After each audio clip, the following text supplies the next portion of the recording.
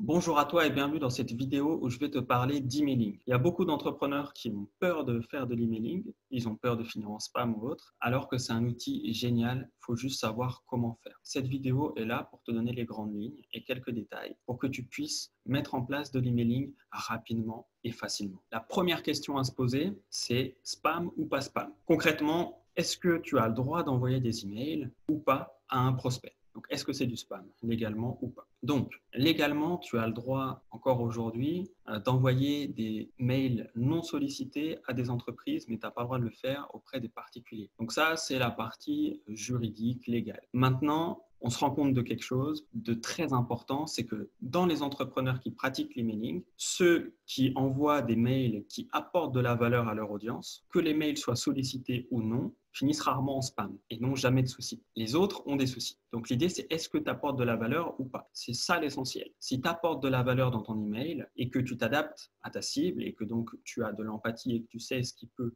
l'aider, comment toi en tout cas tu peux l'aider ou comment ton entreprise peut l'aider, dans ce cas-là, ça peut très bien se passer. La question en or, c'est donc apportes-tu de la valeur dans tes mails? L'enjeu, c'est est-ce que tes mails seront lus ou pas? Parce que si tu envoies des mails, le but, c'est qu'ils soient lus. Donc pour qu'ils soient lus, parce que sinon ça ne sert à rien, on a besoin de faire des bons mails. Alors, un bon mail, qu'est-ce que c'est? On va regarder tout ça. Donc déjà, il faut se rendre compte de ce qu'est un mail. Un mail, c'est un outil simple. Il y a un destinataire, un objet et un corps de mail. Donc le destinataire, il faut trouver l'adresse mail. Alors ça, il y a plein de façons de trouver des mails. Je fais d'ailleurs une vidéo entière là-dessus, d'en trouver des clients. Donc tu auras quelques infos. Ensuite, l'objet, c'est le titre du mail. Donc il faut qu'il soit impactant. Si tu rates l'objet, tu rates ton mailing, quasiment à coup sûr. Et puis le corps du mail, donc c'est là où tu vas mettre une action, tu vas vouloir que la personne fasse quelque chose, soit qu'elle t'appelle, soit qu'elle clique sur un lien, soit qu'elle aille sur ton site, qui est une sorte de lien, soit qu'elle fasse une autre action, peu importe le type d'action. Donc c'est quand même beaucoup plus simple qu'un site internet où là tu es face à une page blanche et donc il y a beaucoup de facteurs qui peuvent changer, qui peuvent impacter la qualité de ton site web. Alors que là, il n'y a que 3 facteurs qui peuvent impacter la qualité de ton mail. Est-ce que le destinataire, c'est la bonne cible? Est-ce que l'objet est bon? Et est-ce que le corps est bon? Donc ensuite, il y a 2 types de mails. Tu vas avoir les mails d'acquisition, de prospection et tu vas avoir les mails de suivi client. Aujourd'hui, je vais te parler de mails d'acquisition, de prospection. Les mails de suivi client, c'est différent. Tu as déjà une relation, tu as déjà plus d'informations. Donc normalement, c'est un peu plus simple. En voyant uniquement les mails d'acquisition et de prospection, normalement, tu devrais réussir à faire des mails de suivi client assez naturellement avec le reste. Après l'ouverture, la conversion. Premier point, les tests. Donc tu as besoin de faire des tests. L'avantage dans le mailing, c'est que les tests sont simples. Ce qu'on veut, c'est que les mails soient ouverts déjà dans un premier temps. Pour qu'ils soient ouverts, il faut qu'il y ait un bon objet. Donc, on va pouvoir travailler sur l'objet. L'objet, c'est hyper important, c'est la première chose à tester. Un peu comme ce qui est important dans un e-book pour le vendre, c'est la couverture de l'e-book. Là, ça va être l'objet, ça va être le titre du mail.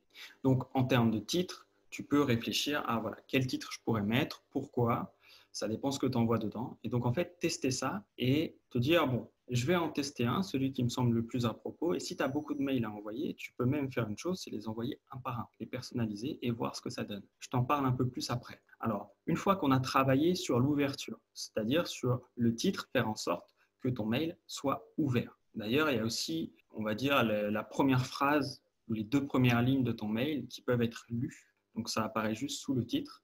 Donc ça compte aussi. On va dire que ça fait partie du titre, si on veut faire les choses correctement. Donc après l'ouverture, la conversion. L'idée, c'est qu'il y a un maximum de personnes qui cliquent sur ce que tu veux ou qui fassent l'action que tu veux.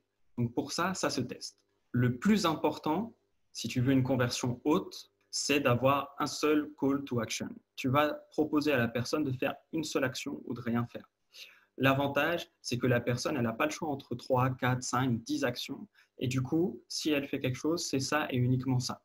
Ça peut être t'appeler, ça peut être cliquer sur un lien qui amène quelque part. Peu importe, l'idée, c'est d'avoir un seul call to action, une seule proposition d'action. Alors maintenant, je vais te parler d'un point essentiel. Il faut que la personne qui reçoit le mail sache pourquoi elle le reçoit. Pourquoi elle reçoit ce mail-là.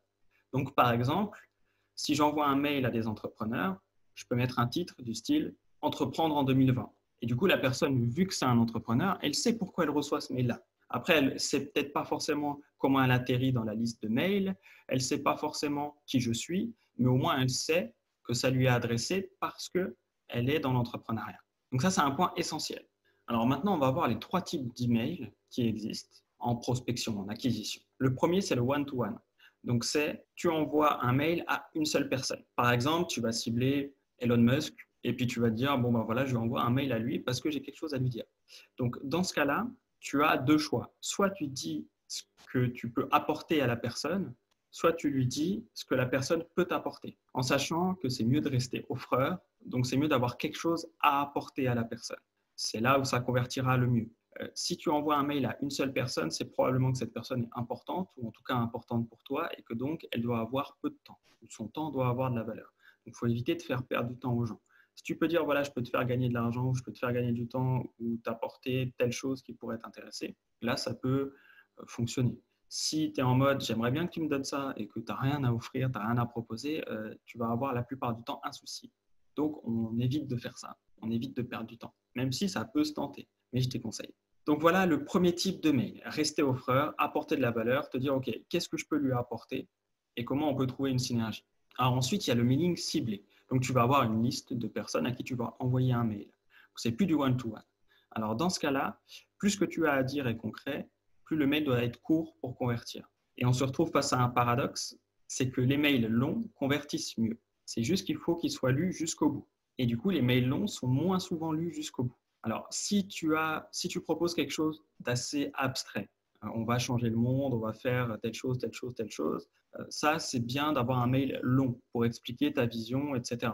Ça va plus convertir. Maintenant, si tu proposes aux gens 30% de réduction sur des chaussures qu'ils aiment bien, bon, ben là, ça peut être très court. Il n'y a pas besoin de faire très, très long, quoi. Donc, voilà l'idée pour le mailing ciblé en termes de contenu. La première étape quand tu fais du mailing ciblé, surtout si tu n'as pas l'habitude, c'est de faire les 100 premières personnes à la main, minimum. Donc, tu vas envoyer des messages, tu vas envoyer des mails et tu vas personnaliser un par un. Donc, tu vas prendre la première personne. Tu vas dire, OK, c'est une femme de 40 ans qui s'appelle Gisèle. Bon, ben voilà, je vais lui dire bonjour Gisèle, je viens ici pour te parler de chaussures. Enfin, peu importe, tu vas personnaliser chaque mail. Et au bout de quelques dizaines de mails, tu vas déjà voir que souvent, il y a des choses que tu répètes. Tu dis toujours la même chose, tu utilises toujours tel paragraphe, telle structure, et tu modifies que certaines choses en fonction. Une fois que tu as envoyé tes 100 premiers mails environ à la main, tu vas avoir une structure qui se dégage et tu vas pouvoir envoyer cette structure à tout le monde. Alors, si tu as moins de 1000 mails, tu ne te prends pas la tête, tu utilises MailChimp. Je te mets le lien sous la vidéo. Et donc, tu envoies des mails à tout le monde. Alors, si tu as plus de 1000 mails, tu vas pouvoir faire des tests. Tu vas pouvoir envoyer un mail, par exemple, à 10% de ta liste, si tu n'es pas sûr de ce que tu envoies encore. Et tu vas regarder ce que ça donne. Donc, si tu envoies un mail, par exemple, à 500 personnes, si tu as 5000 mails, tu vas voir ce que ça donne. En fonction des résultats, soit tu envoies ton mail à tout le monde, soit tu refais un test sur 10%, etc., etc. On évite de faire des tests AB. Je te déconseille de faire des tests en mode j'envoie à 500 une version, puis à 500 une autre en même temps, puis je vois ce que ça donne. Non. Faire de l'optimisation, oui. Faire des tests AB, tant que tu n'as pas au moins 100 000 mails, je te le déconseille fortement parce que du coup, les stats que tu vas avoir ne seront pas des statistiques fiables. Donc, pour le mailing de masse, si tu as plus de 100 000 mails, contacte-moi, on peut regarder ensemble si tu ne sais pas comment faire. Je pense que tu sais comment faire si tu as plus de 100 000 mails. Mais sinon, voilà, on pourra regarder en perso. Et puis, si vous êtes quand même beaucoup à avoir plus de 100 000 mails, parce que je sais que vous êtes de plus en plus, dans ce cas-là, je ferai peut-être une vidéo dédiée. On verra en fonction. Mais sinon, le reste des informations suffit, si vous avez moins de 100 000 mails, à travailler déjà bien correctement vos mails. Et au fur et à mesure que vous travaillez en mailing, vous allez vous améliorer de toute façon. C'est la fin de cette vidéo. Je te souhaite une bonne journée, prends soin de toi et à très vite.